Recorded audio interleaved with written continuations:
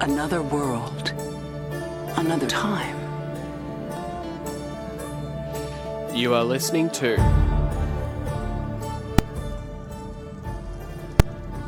Dea, Deratea.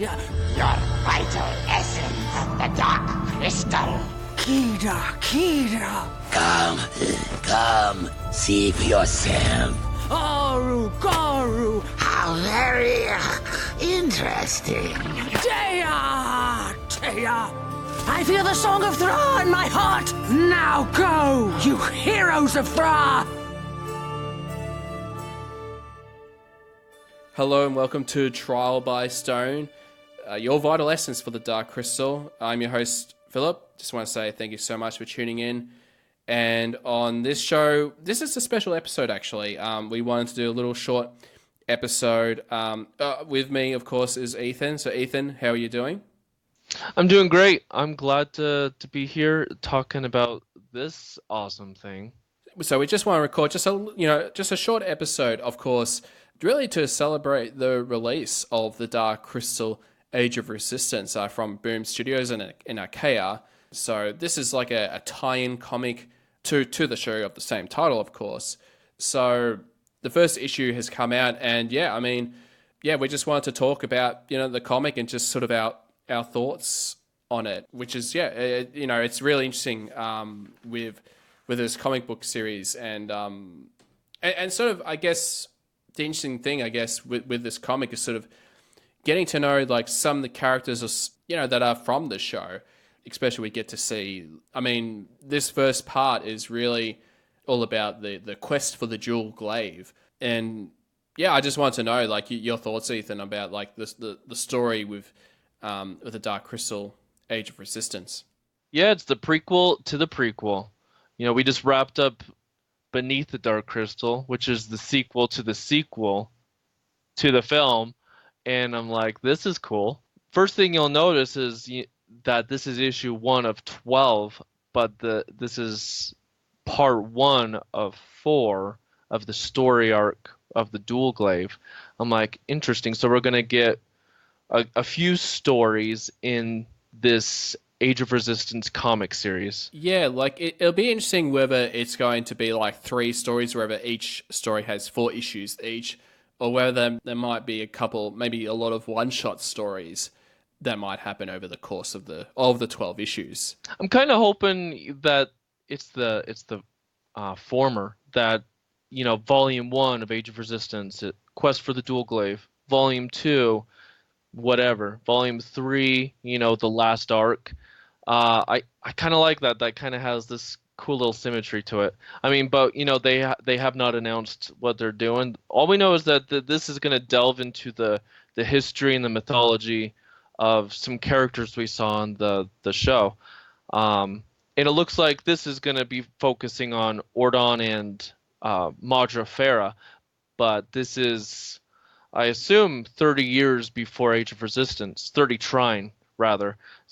So Farah's a youngling, just a little childling in this, and Ordon, I don't know, I guess he's a young man, and he's with his wife Shoni, or Shawnee, and it's just a different era from what we saw in Age of Resistance. With being 30 Trine ago, that this is sort of a story that was sort of referenced, or that was mentioned by Madra Argot in episode 9. So I guess, that's the thing that I really starting to love with this comic book series, is sort of getting to fill in some gaps, some things that were mentioned in the show that they, to have this other medium to really expand on the stories that were sort of mentioned in the show, with the comic books. So sort of having that is, really neat. I'm really hoping, and this is just me hoping, I'm really hoping that the next story arc, or one of these story arcs, is a Kadia and Librarian story. There's a story there. It needs to be told. I'm really hoping that it's a young little librarian, like, what? Screw the Vapor life. I'm going on to the high seas, and Kadia says, hop on my boat. We're going on a trip. That's a story. I don't know.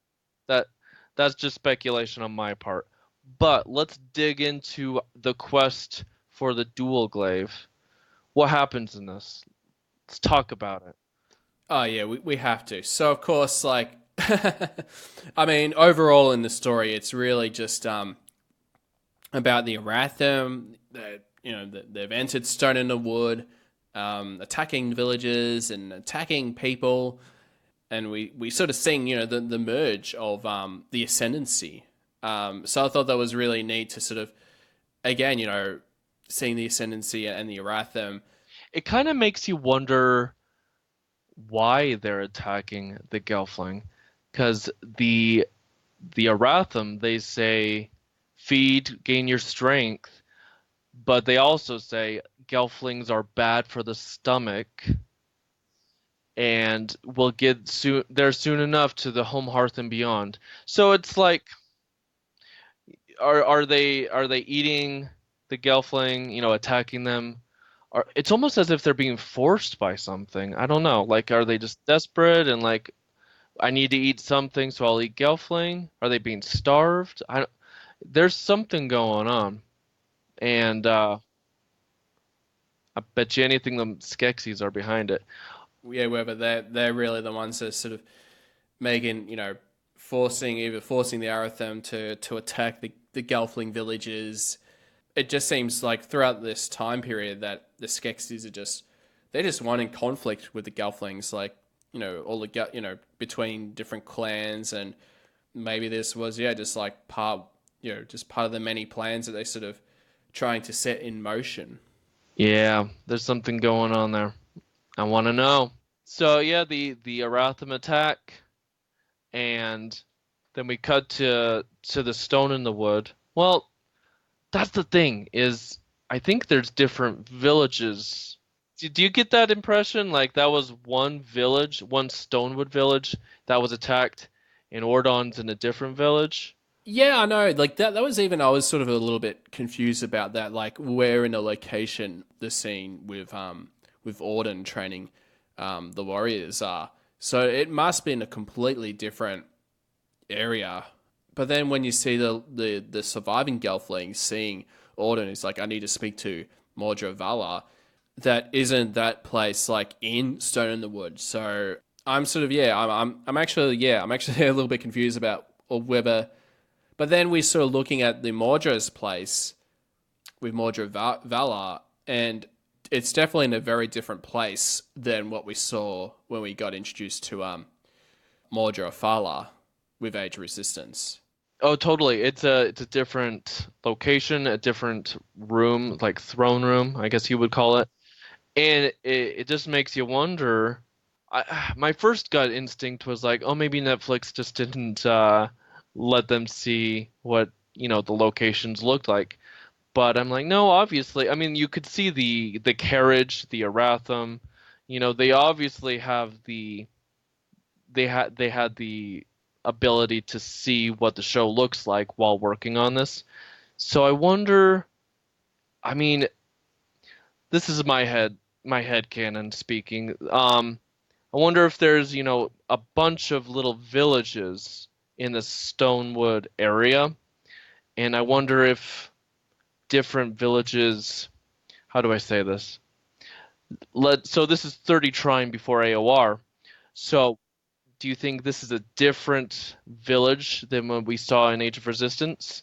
And in this time, this village's elder, so to speak, or mayor, she's the one that rules the entire clan. I don't know if that makes sense. So let's say there's there's 5 Stonewood villages. Yeah. And so let's just say this Madra is the quote all Madra of all the Stonewoods, and 30 Trine down the road, the Madra, the Stonewood Madra that we see then, that's the village that rules all the Stonewood villages. So I wonder if maybe they vote, or maybe it swaps, or I don't know.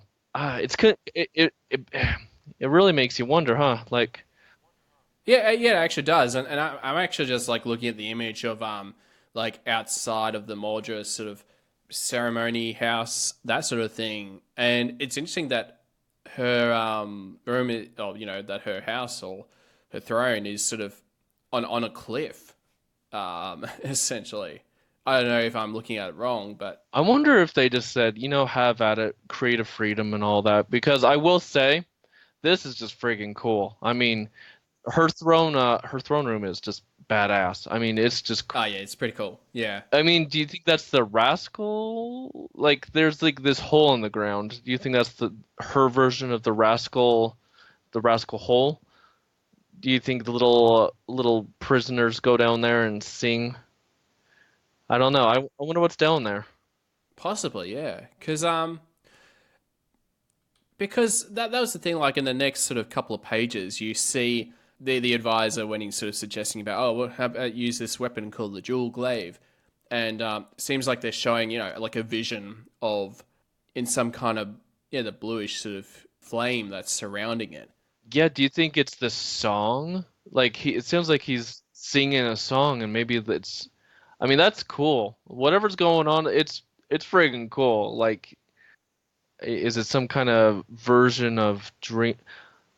I like to imagine it's a manipulation of the dream space. I mean, this is a room full of Gelfling. I wonder if they can sort of, kind of like the master to Jen in the bowl. Like, here's the shard, here's Agra's house. I wonder if Gelfling have the ability to conjure images of things in this dream space sort of thing. I don't know. Yeah, possibly. Yeah, who knows? Yeah, yeah. But yeah, I was just looking, just at that image, and because I mean, like when you first see, because I was looking at the image like of of that rascal hole, and it looks like just like a big like rug, sort of thing. But then looking at the much wider shot that it's actually sort of a design sort of thing, that it'd be interesting whether that is indeed a rascal hole as well. The cool thing about these comics is that Jeff Addis and Will Matthews, who created or developed the show, they're involved with these comics. So I think that's a pretty neat connection, especially with this tie-in comic book series. Oh yeah, Jeff Addis and Will Matthews, they created the show. They created the outlines for this. So this is a good, like you can not guarantee, but it's a good through line. If something happens in these comics, it's because the creators of the show wanted that to happen, and it's a history that they want to be told. And we definitely know that not everything in the Dark Crystal mythology lines up, but these comics are going to be a lot closer to the show than most things because they're more closely related. The creators of the show did outline this. So, of course, everything, we might get a season 2 and something might get contradicted in the comics. That's fine. But for right now, if you read something in this comic, it's because the creators of the show wanted it there. And I do know, and that this is something that's cool. So we get little Madra Farah pop up and say, "Hey, I want to go with you, Orden." And everyone's like, "Yeah, no, you're just a kid. Get out of here." Yeah. And then we see Orden in his house, and they don't show it in the show, the series Age of Resistance, but but Orden's got a wife, Shoni.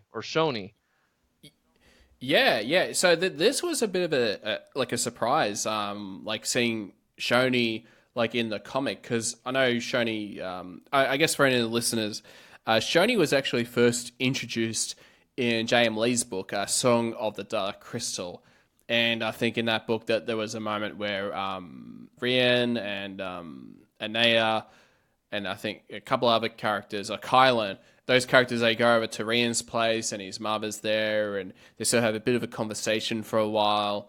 And it was interesting that she wasn't present in the show. Well, Rayanne also had a sister in that book, Mithra. Yes, and also I think a brother called Tim Try. Oh, I forgot about him. All right, we're learning stuff. Yeah, We're learning stuff. yeah. So I mean, this is because this is being 30 trying to go. This is before they probably decide to have kids. I mean, we don't see any of their kids. I mean, that was the thing at the time. I was like, oh, I wonder where all the other characters, the brothers and the sisters, but I think in this time period that they haven't made like sort of the next big step in their relationships. So, but it was nice to see Shoni in the comic, and I mean that's a thing I know with Age of Resistance, that all the some of the questions about like who is Ryan's mother, or who is Brea's father. So I mean that'll be interesting, is whether we'll get some whether we'll see sort of those characters in the show. Yeah, and I mean throwing Shoni in here, I mean it definitely, I think, like we just said, I mean, Addison Matthews wrote this into the outline, so they wanted it there for a reason. To me, that means Shoni's on the table for an introduction for a possible season 2, if we get it. I mean, I could totally see Rayanne, returning home and saying, "Holy crap, Dad's dead," and the rest of his family being introduced in the aftermath of that.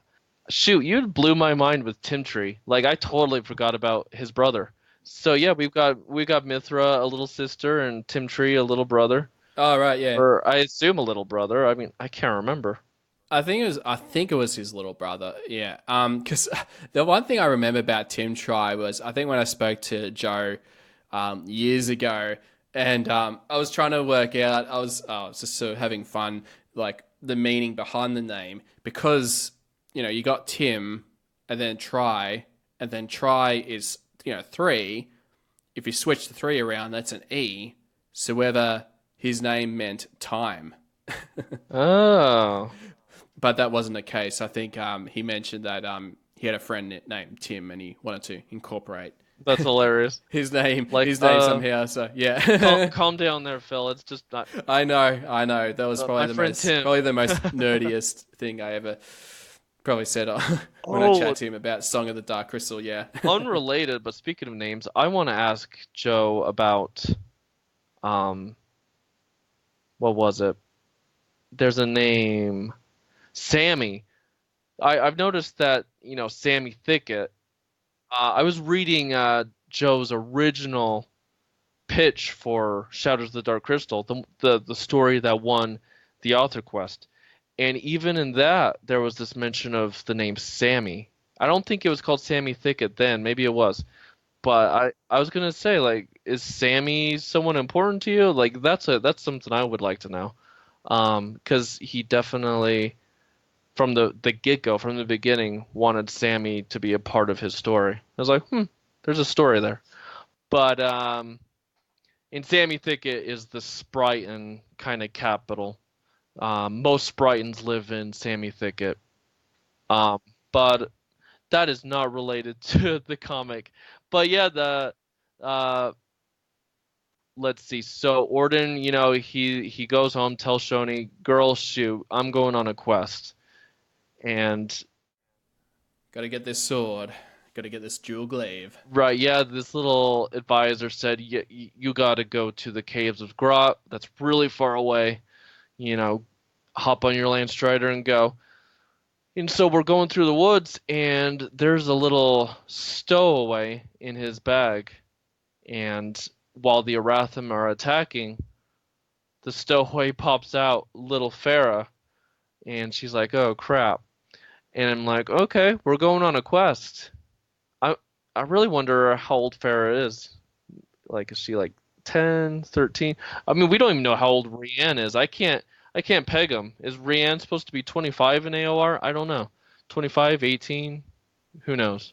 Yeah, I know, because I'm curious, like, after he finished the battle, the Battle of the Stonewood that was mentioned in episode 9, after that sort of got concluded, and Orden putting the sword away, the 2 swords away, one to give to Marja Olgot and one to put it inside, I think, the Crucible. I think that's the name of that the place where they put all the swords. Oh yeah.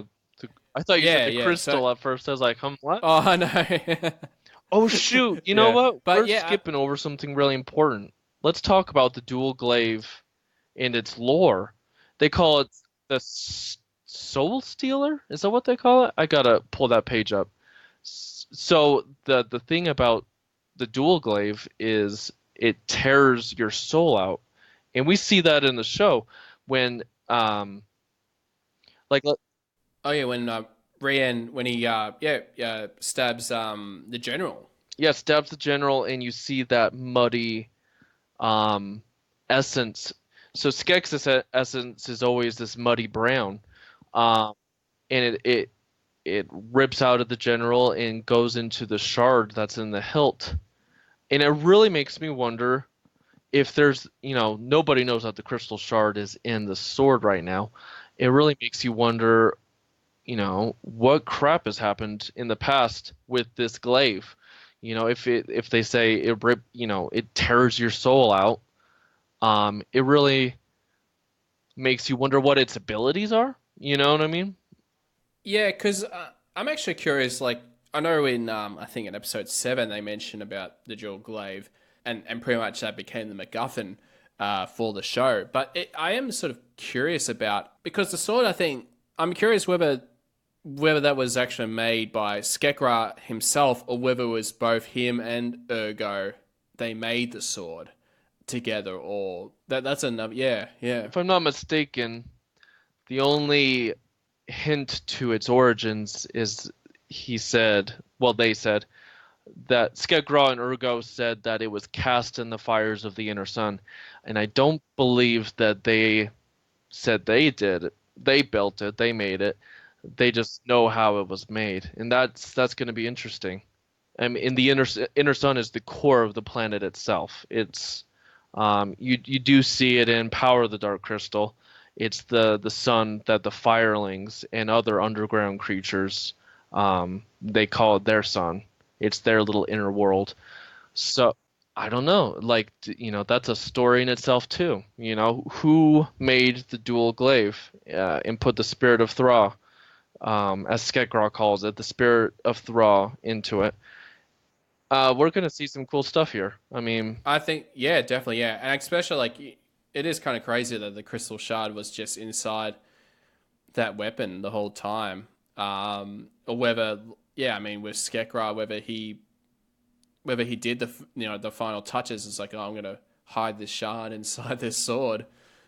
Yeah, there's so many questions behind that weapon, yeah. This is conspiracy tinfoil hat kind of stuff, but it makes me wonder if Ronip could possibly be part of the making of the sword. Because I feel like in creation myths, you see Aughra and Ronip go into the the inner catacombs of the planet for many years, many trying, searching for the shard, because the crystal cracked, it fell down the shaft, and they went down after it, and they searched for many trying for the shard, and they came back up later with a bunch of shards, like baskets of shards, and it kind of makes me wonder if Ronip somehow got that shard and did something with it, or that could be crap, or it may be Aughra. Like that's just what I keep coming back to, is I feel like Aughra was the last person with the shard. Did she make it? Did Ronip make it? Did they never find it, and it was maybe firelings who live at the other end of the shaft, the crystal shaft? Did they find the shard and make it? I mean, did they cast it in the fires of their sun? I mean, yeah, just so many questions. I mean, it was actually interesting that they that it did that episode had a nice, a little reference to, to the Power of the Dark Crystal with the filings. The concept of the inner sun was a really like a neat touch. Of course, I think it was like one of the episodes they mentioned about something about Ronip's past.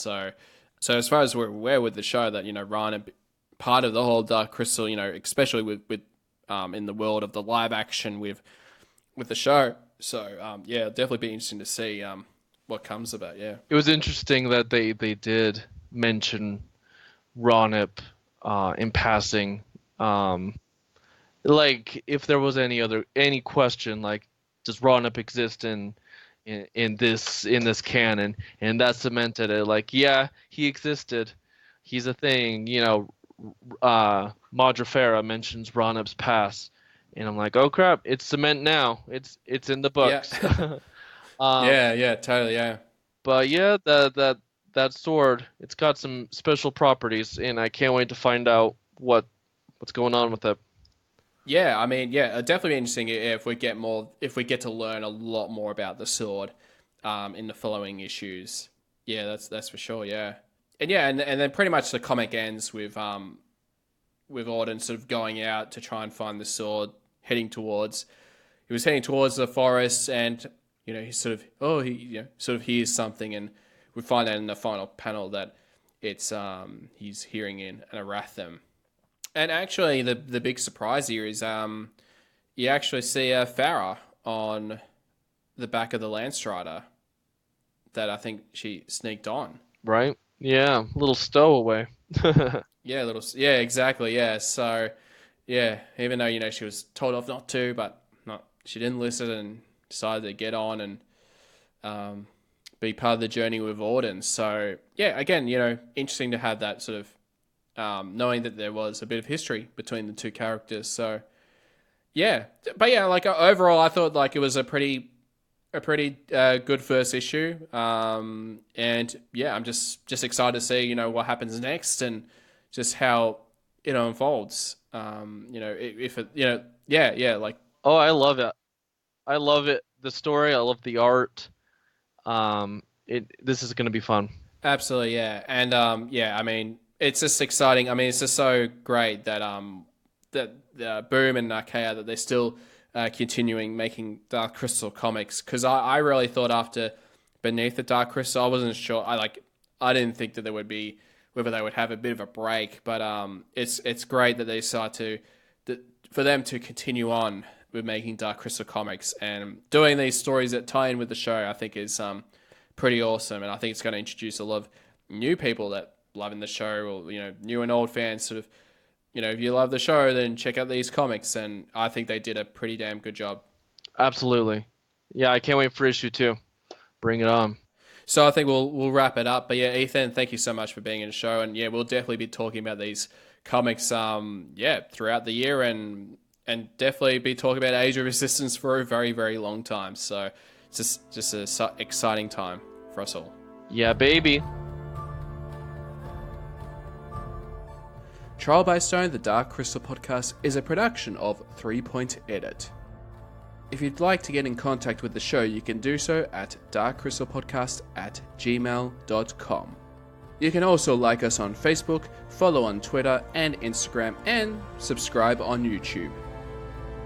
If you'd like to know more about the podcast, visit our website at www.darkcrystalpodcast.com. Thank you so much and stay tuned for the next episode of Trial by Stone.